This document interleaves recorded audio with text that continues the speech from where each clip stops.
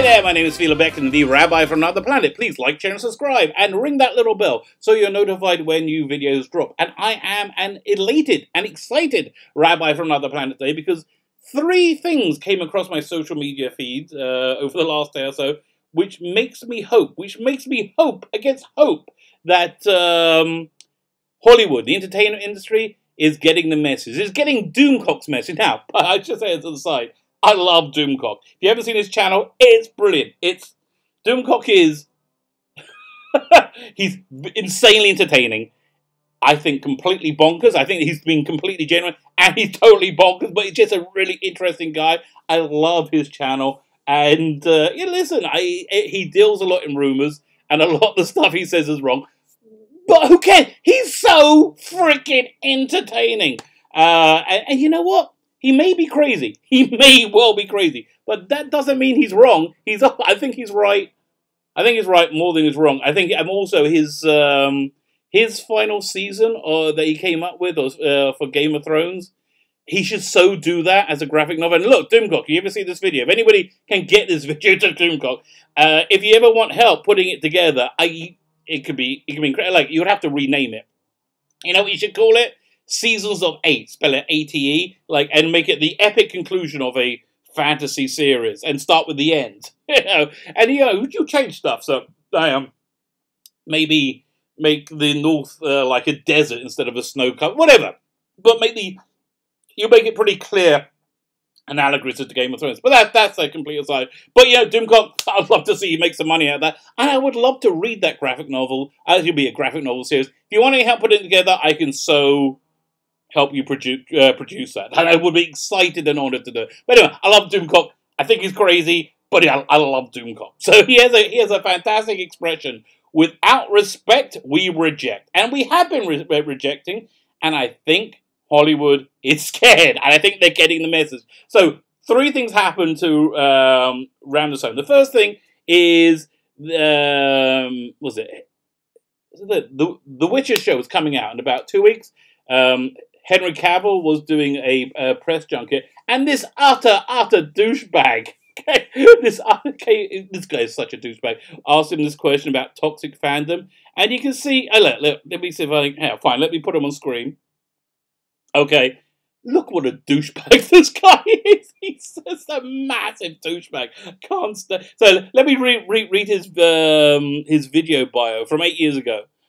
Emmy-nominated Jake Hamilton, that's his name. Jake Hamilton has traveled the world to talk with Hollywood's biggest stars because this guy believes himself to be a member of the media elite. Which 8 years ago, which is when he posted this, that sounded pretty good. 2019, 2020, you sound like a douchebag. You know why you sound like a douchebag? Because you're a douchebag. From dancing with Angelina Jolie to having Morgan Freeman read his eulogy. He gets hilarious and often genuine material from celebrities. Often genuine, mostly entirely fake. I think this thing was fake, but it was the right fake. So, resulting in some of the most engaging and entertaining interviews on television. No, you don't. No, you don't. You don't do any of that stuff. You're just a massive dick. So, of course, he asked the question about he wants to bring in toxic fandom. This thing that I think Hollywood is pretty. The shill media has kind of majorly moved on from. And they stopped calling us toxic, which is kind of nice. I guess they're going to start again when Star Wars Rise of Skywalker and Doctor Who and Star Trek Picard come out. I mean, unless they turn out to be good, but I doubt they can. Or maybe they will. Well, let's ask a question about toxic fans. So let's just watch this, okay? Watch this clip. And again, look at this. Look at this douchebag.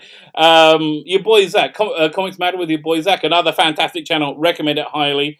He suggested that he grew a beard because he didn't look so much like one of Donald Trump's kids. And I kind of hear that. That's probably possible. So let's watch this clip.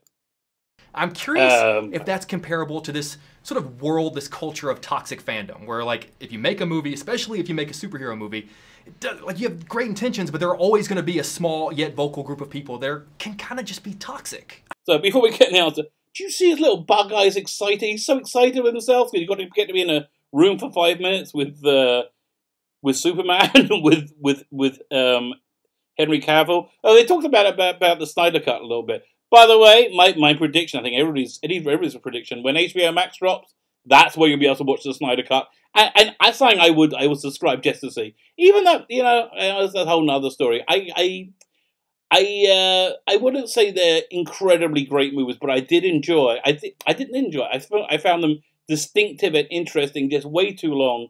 Both of his Man of Steel and Batman v Superman, and it's supposed to be a 6-movie arc. So I would have liked to have seen that whole grandiose arc. But yeah, I really want to see his Zack Snyder's kind of. So anyway, Henry Cavill's going to answer this, and Henry Cavill apparently is a massive douchebag. I haven't heard the specifics of him, but I heard from several sources that he's a massive, massive douchebag. But this douchebag really wants money, and again, I think he's got the message: without respect, we reject. So here's his answer, which is pretty much perfect. I understand what you're saying, but when it comes to fans, it is a fan's right to have whatever opinion they want to have. And people are going to be upset because, especially when you're talking about books or games, because you're never going to be the exact person who they had in their head or who they played on Witcher 3, for example. Yeah, so it goes on to talk more about The Witcher, and I'm going to watch The Witcher now because, even though I don't think you're being honest, I think you're saying the right thing. And that, you know what? That's all I care about. Like, you're being massively insincere, probably, but I don't care. You're saying the right thing at the very least. So yeah, so this actually filled me with hope, and because of his good attitude, I'm going to watch The Witcher. Something that a lot of people didn't go and see, didn't watch, was Dr. Sleep, starring Ewan McGregor. So I saw this article on Bounding into Comics. It was written by J.B. Augustine, who I have no idea who they are, but I think it's a really clever take on it. Let me see who they are. Do you say anything about them? Journalist, writer, comic reader, loves DC. Okay, fine. Don't know who they are. J.B. Augustine. They wrote this article on Bounding into Comics, and he theorized that the reason Dr. Sleep did so badly, and I think he might be right. I think there's a point in this that it's not the entirety of the reason, but I think it's part of the reason. Was exactly the time the Birds of Prey trailer was dropped, and you had Ewan McGregor going on this woke fest talking about feminism and how empowering this, and just like every 2019 trope that everybody who they're trying to sell this movie to is sick to death of hearing. And you know what? I actually turned off from Dr. Sleep as well. I did it subconsciously. Yeah, I was kind of interested. I might go to see it, but I was just so disinterested in Ewan McGregor because of this incredible stupidity. And then finally, you got Simon Pegg. Simon Pegg is the fanboy made good. The English guy. Have you ever seen his original? I think he broke through with a thing called Space. Really fun show. So I just saw this article today. I can't find it now. It's trouble with Facebook. I wish Facebook would have a way you could search the articles easier. They had this article today. He was saying that theatrical cinema is dying. Yes, theatrical cinema is dying, and all these multiplexes. I live in Israel, and literally we had a multiplex open up. Right, I used to have to travel 20 minutes to get to a good cinema. I get to a cinema, I should say, like 20 minutes to half an hour. Then they opened up this another branch of it much closer to me, about 15 minutes away, which is great. And then they opened up another one, a much better one, across the street from that. So there's multiplexes popping up everywhere. A lot of them are going to close down because for several reasons. Yeah, but mainly, and I'm going to say they're going to be closing down. And the reason theatrical cinema is dying is because of you, Simon Pegg. Not because of you, but because of your industry. It's exactly the reason why all the comic books are closing. Where you've had, I think 20%, or was it 15-20% of comic book stores closing across America over the last 3 or 4 years.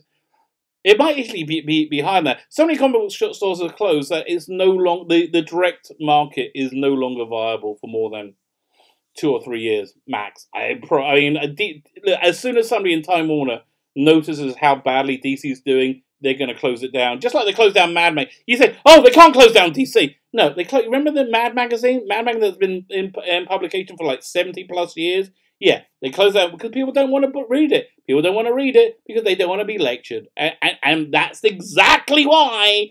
Yeah, and even exactly why people are not going to go see your movies anymore, because we're sick and tired of being lectured by you. I mean, I don't want to point this out. Hollywood and the entertainment industry in general are amongst the worst people in humanity. The only people who are worse than them, and they're kind of at the same level, are politicians, and that's why there's so much crossover between those two vile worlds.